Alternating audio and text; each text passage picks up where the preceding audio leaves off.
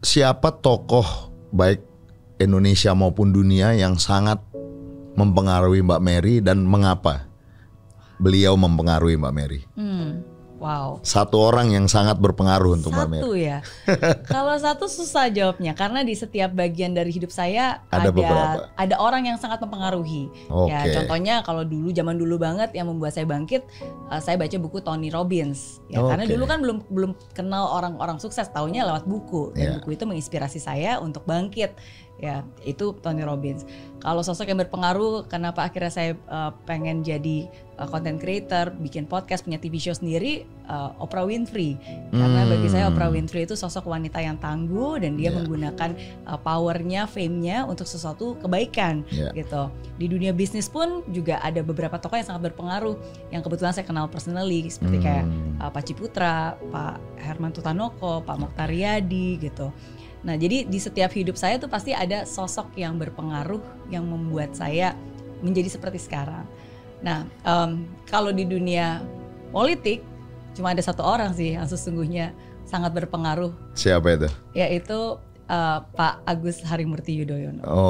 Karena beliaulah yang berhasil menggerakkan saya untuk mau melangkahkan kaki terjun ke dunia politik. Sesuatu hal yang nggak pernah saya pikirkan dan saya bayangkan sebelumnya.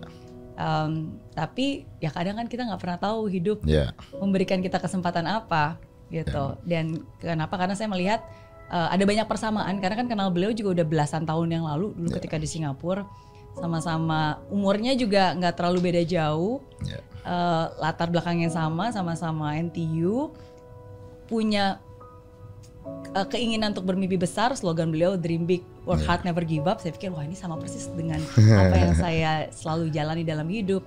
Ya, tapi saya melihat beliau sungguh-sungguh bukan hanya punya kapasitas sangat cerdas, tapi juga punya integritas. Terbukti di saat belum juara tapi nggak pernah merasa kalah, tapi justru punya jiwa kesatria untuk terus memperjuangkan apa yang diyakininya benar. Ya, dan bersyukur sih itu satu hal yang kalau nggak karena beliau saya mungkin nggak akan pernah memberanikan untuk melangkahkan kaki untuk melangkah di dunia yang baru ini.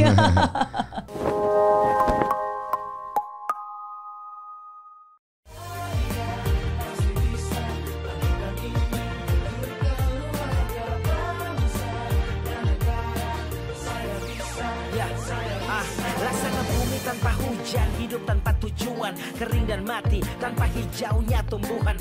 Demikian kalau mimpi tak kunjung terjadi.